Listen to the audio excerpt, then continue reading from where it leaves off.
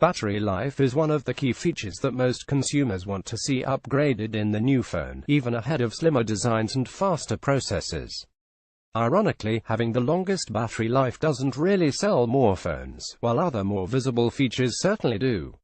To be fair, for the dozens of phones we've tested in the past couple of years, very few have had terrible battery performance. But what's great and what's not in today's market for this article, we'll be looking at over 500 hours of battery life testing across 12 tests to ensure we have the best possible picture of how current generation phones perform. On the test bench today is basically every high-end Android phone we've reviewed in the last 12 months. We haven't been able to test every single phone on the market, but we're covering all the big guns, including the Samsung Galaxy S8, LG G6, HTC U11, Huawei P10, OnePlus 5, Google Pixel XL and more. Every phone we are testing is currently available to purchase, with prices ranging from $400 upwards. Along with camera quality, one of the most important aspects to any smartphone is its battery life. It's worth mentioning that every phone has been tested in the same way, under the same conditions. There's no subjectivity or usage opinions here. We ran every phone through repeatable tests, collected the numbers, and put them into easy-to-read charts for your viewing pleasure.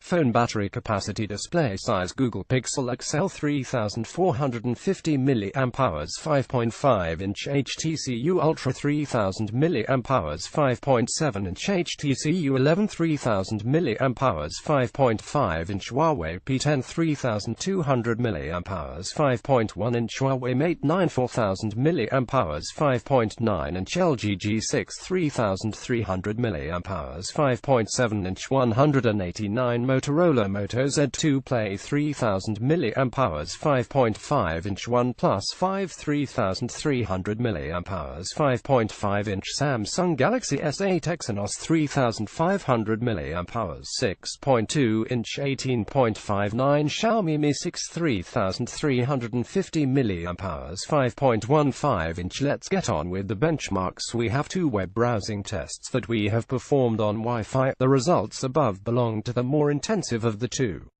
There seems to be a performance floor of around 5 hours, where phones like the OnePlus 5 and LG G6 N. Like most tests, this one does favor large batteries and smaller displays, which is why the Xiaomi Mi 6 performs very well.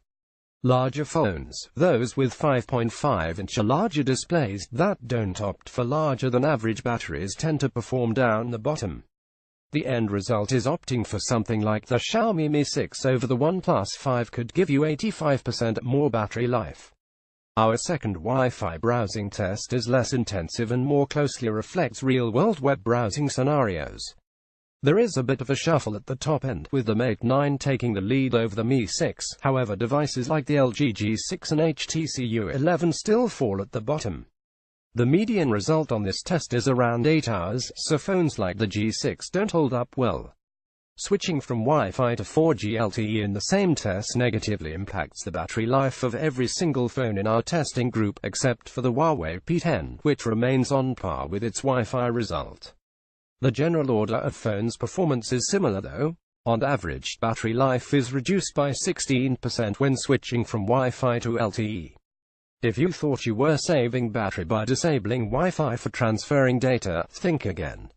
On average, battery life is reduced by 16% when switching from Wi-Fi to LTE. The Exynos Galaxy S8 dropped the most, at 27%, while Snapdragon flagships tended to fall consistently in the 19 to 24% decrease range. This supports most reports that suggest the integrated modem in Snapdragon SoCs is more efficient than their Exynos counterpart, though only marginally.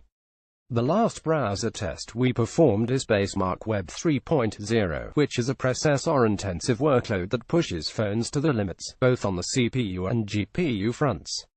The Moto Z2 Play succeeds here because it doesn't have a top-end SoC despite costing $500. The Snapdragon 626 instead uses its lower performance and therefore lower power consumption to its advantage, more than doubling the battery life of some other phones. Here you can appreciate the efficiency advantage of Qualcomm's high-end Snapdragon SoCs relative to its Exynos and Kirin competition. The Galaxy S8, for example, has a 3,500 mAh battery but is beaten by the roughly 3,300 mAh batteries in the LG G6 and Xiaomi Mi 6. The Huawei Mate 9, despite having a 4,000 mAh battery, gets crushed. PCMark is one of my favorite tests because it represents a wide variety of typical smartphone tasks. Phones that score well in this battery test tend to have the best real-world battery life throughout the day of typical use.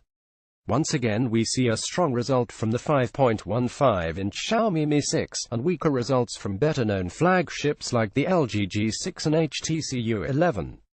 The Galaxy S8 sits in the middle of the pack with a respectable result. There's another PCMark battery test available, which uses the newer and more intensive Work 2.0 workload. The general order of phones remains very similar, although the Pixel XL slips down a few places. How long can you game on these flagship phones? GFX Bench will give us a good idea, starting with the older and less intensive tracks test. Results here are varied, with some odd outliers like the OnePlus 5 significantly outperforming other handsets. GFX Bench Manhattan 3.1 is a much more intensive test that sucks up battery life and throttles SoCs like nothing else.